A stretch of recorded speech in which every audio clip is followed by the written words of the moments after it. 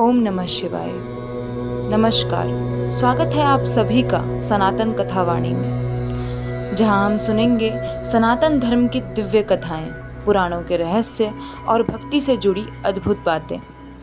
आज हम प्रारंभ कर रहे हैं महाशिव पुराण की पवित्र कथा, जिसमें हम सुनेंगे शिव पुराण महात्म्य का पहला भाग। तो आइए शुरू करते हैं। श्री शिव पुराण महात्म्य। श्री शौनक जी ने पूछा, महाज्ञानी सूत जी, आप संपूर्ण सिद्धांतों के ज्ञाता हैं।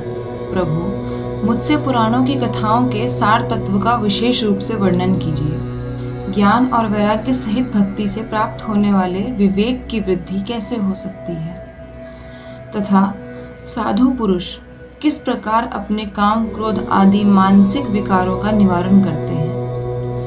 इस घोर कली काल में जीव प्रायः आसुर स्वभाव के हो गए हैं। उस जीव समुदाय को शुद्ध बनाने के लिए सर्वश्रेष्ठ उपाय क्या है? आप इस समय मुझे ऐसा कोई शाश्वत साधन बताइए जो कल्याणकारी वस्तुओं में भी सबसे उत्कृष्ट एवं परम मंगलकारी हो, तथा पवित्र करने वाले उपायों में भी सर्वोत्तम पवित्र कारक उपाय हो। तात, वह साधन ऐसा हो जिसके अनुष्ठान से शीघ्र ही अंतःकरण की विशेष शुद्धि हो जाए, तथा उससे निर्मल चित्त वाले पुरुष को सदा के लिए शिव की प्राप्ति हो जाए। श्री सूत जी ने कहा, मुनिश्रेष्ठ शौनक, तुम धन्य हो, क्योंकि तुम्हारे हृदय में पुराण कथा सुनने का विशेष प्रेम एवं लालसा है। इसलिए मैं शुद्ध बुद्धि से विचार कर तुमसे परम उत्तम शास्त्र का वर्णन करता हूँ। वत्स, वह संपूर्ण शास्त्रों के सिद्धांत से संपन्न, भक्ति आदि को बढ़ाने वाला तथा भगवान शिव को संतुष्ट करने वाला है। कानों के लिए रसायन, अमृत स्वरूप तथा दिव्य है। तुम उसे श्रवण करो। मुने, वह परम उत्तम शास्त्र है शिव पुराण, जिसका पूर्व काल में भगवान शिव ने ही प्रवचन किया था। यह काल रूपी सर्प से प्राप्त होने वाले महान त्रास का विनाश करने वाला उत्तम साधन है। गुरुदेव व्यास ने सनत कुमार मुनि का उपदेश पाकर बड़े आदर से संक्षेप में ही इस पुराण का प्रतिपादन किया है। इस पुराण के प्रणयन का उद्देश्य है कलयुग में उत्पन्न होने वाले मनुष्यों के परम हित का साधन। यह शिव पुराण परम उत्तम शास्त्र है। इसे इस भूतल पर भगवान शिव का वांग्मय स्वरूप समझना चाहिए और सब प्रकार से इसका सेवन करना चाहिए। इसका पठन और श्रवण सर्व साधन रूप है। इससे शिव भक्ति पाकर श्रेष्ठतम स्थिति में पहुंचा हुआ मनुष्य शीघ्र ही शिव पद को प्राप्त कर लेता है। इसलिए संपूर्ण यत्न करके मनुष्यों ने इस पुराण को पढ़ने की इच्छा की है, अथवा इसके अध्ययन को अभिष्ट साधन माना है। इसी तरह इसका प्रेम पूर्वक श्रवण भी संपूर्ण मनोवांछित फलों को देने वाला है। भगवान शिव के इस पुराण को सुनने से मनुष्य सब पापों से मुक्त हो जाता है, तथा इस जीवन में बड़े बड़े उत्कृष्ट भोगों का उपभोग करके अंत में शिवलोक को प्राप्त कर लेता है। यह शिव पुराण नामक ग्रंथ 24,000 श्लोकों से युक्त है। इसकी 7 संहिताएं हैं। मनुष्य को चाहिए कि वह भक्ति, ज्ञान और वैराग्य से संपन्न हो, बड़े आदर से इसका श्रवण करे। 7 संहिताओं से युक्त यह दिव्य शिव पुराण परब्रह्म परमात्मा के समान विराजमान है और सबसे उत्कृष्ट गति प्रदान करने वाला है। जो निरंतर अनुसंधान पूर्वक इस शिव पुराण को बाँचता है अथवा नित्य प्रेम पूर्वक इसका पाठ मात्र करता है, वह पुण्यात्मा है, इसमें संशय नहीं है। जो उत्तम बुद्धि वाला पुरुष अंतकाल में भक्ति पूर्वक इस पुराण को सुनता है, उस पर अत्यंत प्रसन्न हुए भगवान महेश्वर उसे अपना पद प्रदान करते हैं। जो प्रतिदिन आदर पूर्वक इस शिव पुराण का पूजन करता है, वह इस संसार में संपूर्ण भोगों को भोग कर अंत में भगवान शिव के पद को प्राप्त कर लेता है। जो प्रतिदिन आलस्य रहित हो, रेशमी वस्त्र आदि के वेष्टन से इस शिव पुराण का सत्कार करता है, वह सदा सुखी होता है। यह शिव पुराण निर्मल तथा भगवान शिव का सर्वस्व है। जो इहलोक और परलोक में भी सुख चाहता हो, उसे आदर के साथ प्रयत्न पूर्वक इसका सेवन करना चाहिए। यह निर्मल एवं उत्तम शिव पुराण धर्म, अर्थ, काम और मोक्ष रूप चारों पुरुषार्थों को देने वाला है। अतः सदा प्रेम पूर्वक इसका श्रवण एवं विशेष पाठ करना चाहिए। श्री शौनक जी ने कहा, महाभाग सूत जी, आप धन्य हैं, परमार्थ तत्व के ज्ञाता हैं। आपने कृपा करके हम लोगों को यह बड़ी अद्भुत एवं दिव्य कथा सुनाई है। भूतल पर इस कथा के समान कल्याण का सर्वश्रेष्ठ साधन दूसरा कोई नहीं है। यह बात हमने आज आपकी कृपा से निश्चय पूर्वक समझ ली है। सूत जी, कलयुग में इस कथा के द्वारा कौन कौन से पापी शुद्ध होते हैं, उन्हें कृपा पूर्वक बताइए और इस जगत को कृतार्थ कीजिए। सूत जी बोले, मुने, जो मनुष्य पापी, दुराचारी, खल तथा काम क्रोध आदि में निरंतर डूबे रहने वाले हैं, वे भी इस पुराण के श्रवण पठन से अवश्य ही शुद्ध हो जाते हैं। इसी विषय में जानकार मुनि इस प्राचीन इतिहास का उदाहरण दिया करते हैं, जिसके श्रवण मात्र से पापों का पूर्णतया नाश हो जाता है। पहले की बात है, कहीं किरातों के नगर में एक ब्राह्मण रहता था, जो ज्ञान में अत्यंत दुर्बल, दरिद्र, रस बेचने वाला तथा वैदिक धर्म से विमुख था। वह स्नान संध्या आदि कर्मों से भ्रष्ट हो गया था और वैश्य वृत्ति में तत्पर रहता था। उसका नाम था देवराज। वह अपने ऊपर विश्वास करने वाले लोगों को ठगा करता था। उसने ब्राह्मणों, क्षत्रियों, वैश्यों, शूद्रों तथा दूसरों को भी अनेक बहानों से मारकर उनका धन हड़प लिया था, परंतु उस पापी का थोड़ा सा भी धन कभी धर्म के काम में नहीं लगा था। वह वैश्यागामी तथा सब प्रकार से आचार भ्रष्ट था। एक दिन घूमता घामता वह दैव योग से प्रतिष्ठानपुर झूसी प्रयाग में जा पहुंचा। वहां उसने एक शिवालय देखा, जहां बहुत से साधु महात्मा एकत्र हुए थे। देवराज उस शिवालय में ठहर गया, किंतु वहां उस ब्राह्मण को ज्वर आ गया। उस ज्वर से उसको बड़ी पीड़ा होने लगी। वहां एक ब्राह्मण देवता शिव पुराण की कथा सुना रहे थे। ज्वर में पड़ा हुआ देवराज ब्राह्मण के मुखारविंद से निकली हुई उस शिव कथा को निरंतर सुनता रहा। 1 मास के बाद वह ज्वर से अत्यंत पीड़ित होकर चल बसा। यमराज के दूत आए और उसे पाशों से बांधकर बलपूर्वक यमपुरी ले गए। इतने में ही शिवलोक से भगवान शिव के पार्षद गण आ गए। उनके गौर अंग कर्पूर के समान उज्जवल थे, हाथ त्रिशूल से सुशोभित हो रहे थे। उनके संपूर्ण अंग भस्म से उद्भासित थे और रुद्राक्ष की मालाएं उनके शरीर की शोभा बढ़ा रही थी। वे सब के सब क्रोधपूर्वक यमपुरी में गए और यमराज के दूतों को मार पीट कर बारंबार धमकाकर उन्होंने देवराज को उनके चंगुल से छुड़ा लिया और अत्यंत अद्भुत विमान पर बिठाकर जब वे शिवदूत कैलाश जाने को उद्यत हुए, उस समय यमपुरी में बड़ा भारी कोलाहल मच गया। उस कोलाहल को सुनकर धर्मराज अपने भवन से बाहर आए। साक्षात दूसरे रुद्रों के समान प्रतीत होने वाले उन चारों दूतों को देखकर धर्मज्ञ धर्मराज ने उनका विधिपूर्वक पूजन किया और ज्ञान दृष्टि से देखकर सारा वृत्तांत जान लिया। उन्होंने भय के कारण भगवान शिव के उन महात्मा दूतों से कोई बात नहीं पूछी, उल्टे उन सबकी पूजा एवं प्रार्थना की।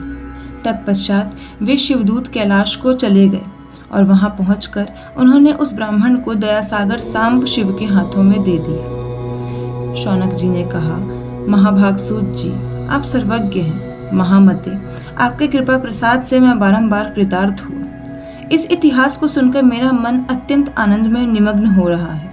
अतः अब आप भगवान शिव में प्रेम बढ़ाने वाली शिव संबंधिनी दूसरी कथा को भी कहिए। श्री सूत जी बोले, शौनक सुनो, मैं तुम्हारे सामने गोपनीय कथा वस्तु का भी वर्णन करूंगा, क्योंकि तुम शिव भक्तों में अग्रगण्य तथा वेद वेत्ताओं में श्रेष्ठ हो। समुद्र के निकटवर्ती प्रदेश में एक बाष्कल नामक ग्राम है, जहाँ वैदिक धर्म से विमुख महापापी द्विज निवास करते हैं। वे सब के सब बड़े दुष्ट हैं। उनका मन दूषित विषय भोगों में ही लगा रहता है। वे न देवताओं पर विश्वास करते हैं, न भाग्य पर। वे सभी कुटिल वृत्ति वाले हैं, किसानी करते हैं और भांति भांति के घातक अस्त्र शस्त्र रखते हैं। वे व्यभिचारी और खल हैं। ज्ञान, वैराग्य तथा सद्धर्म का सेवन ही मनुष्य के लिए परम पुरुषार्थ है। इस बात को वे बिल्कुल नहीं जानते हैं। वे सभी पशु बुद्धि वाले हैं। जहाँ के द्विज ऐसे हो, वहाँ के अन्य वर्णों के विषय में क्या कहा जाए। अन्य वर्णों के लोग भी उन्हीं की भांति कुत्सित विचार रखने वाले, स्वधर्म, विमुख एवं खल हैं। वे सदा कुकर्म में लगे रहते हैं और नित्य विषय भोगों में ही डूबे रहते हैं। वहाँ की सब स्त्रियां भी कुटिल स्वभाव की, स्वेच्छाचारिणी, पापासक्त, कुत्सित विचार वाली और व्यभिचारिणी हैं। वे सद्व्यवहार तथा सदाचार से सर्वथा शून्य हैं। इस प्रकार वहाँ दुष्टों का ही निवास है। उस वाशकल नामक ग्राम में किसी समय एक बिंदुक नामधारी ब्राह्मण रहता था। वह बड़ा अधम था, दुरात्मा और महापापी था। यद्यपि उसकी स्त्री बड़ी सुंदरी थी, तो भी वह कुमार्ग पर ही चलता था। उसकी पत्नी का नाम चंचुला था। वह सदा उत्तम धर्म के पालन में लगी रहती थी, तो भी उसे छोड़कर वह दुष्ट ब्राह्मण वैश्यगामी हो गया। इस तरह कुकर्म में लगे हुए उस बिंदुक के बहुत वर्ष व्यतीत हो गए।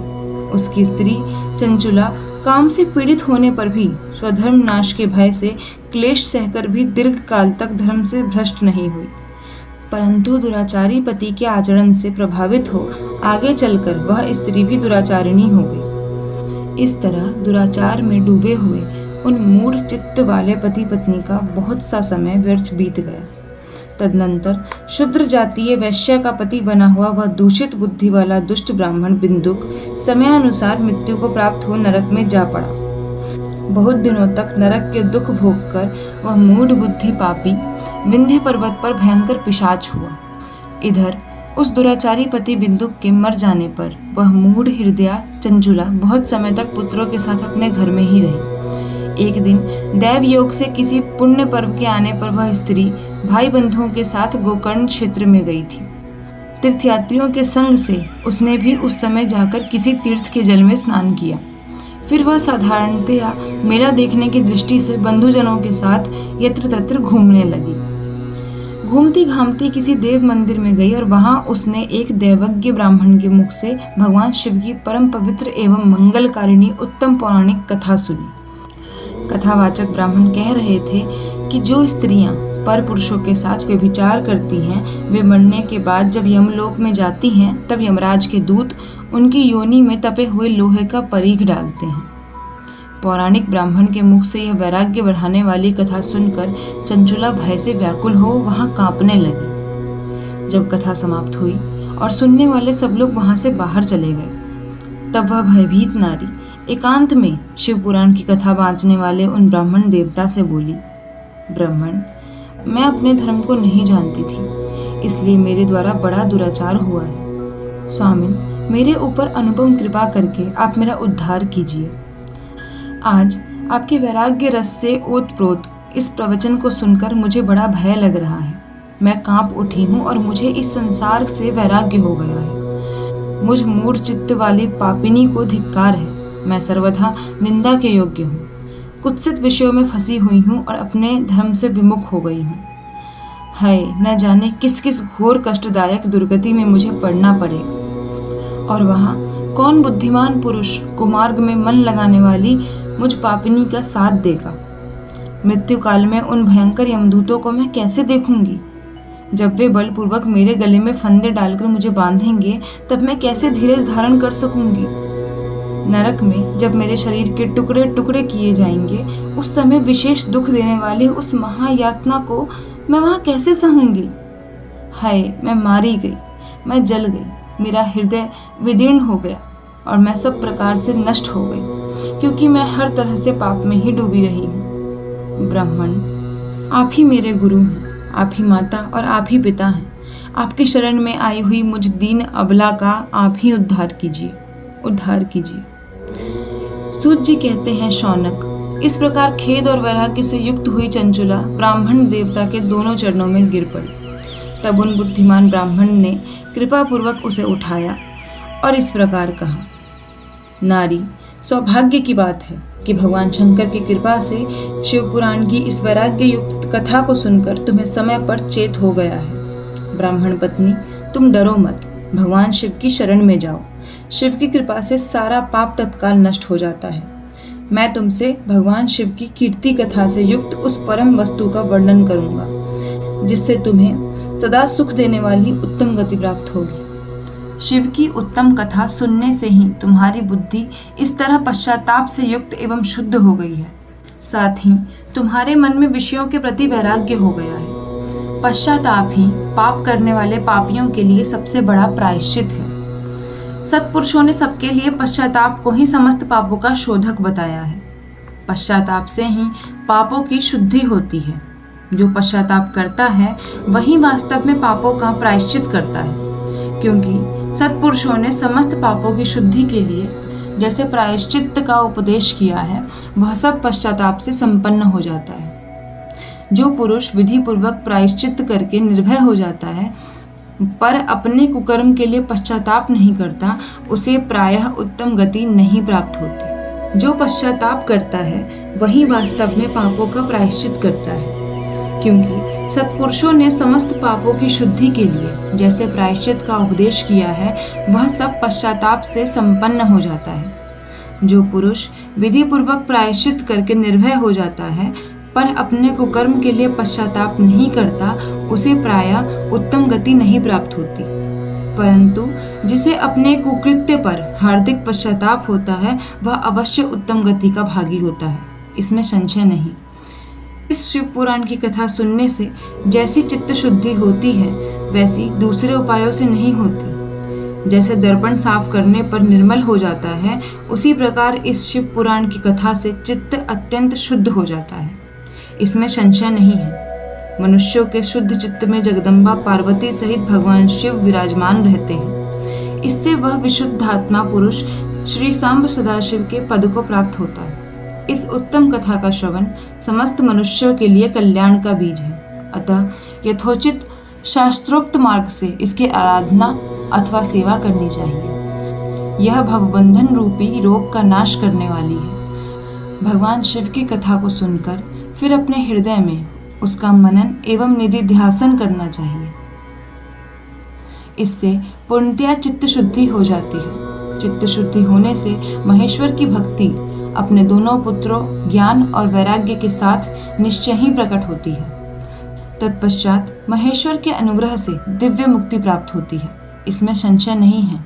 जो मुक्ति से वंचित है उसे पशु समझना चाहिए, क्योंकि उसका चित्त माया के बंधन में आसक्त है। वह निश्चय ही संसार बंधन से मुक्त नहीं हो पाता। ब्राह्मण पत्नी, इसलिए तुम विषयों से मन को हटा लो और भक्ति भाव से भगवान शंकर की इस परम पावन कथा को सुनो।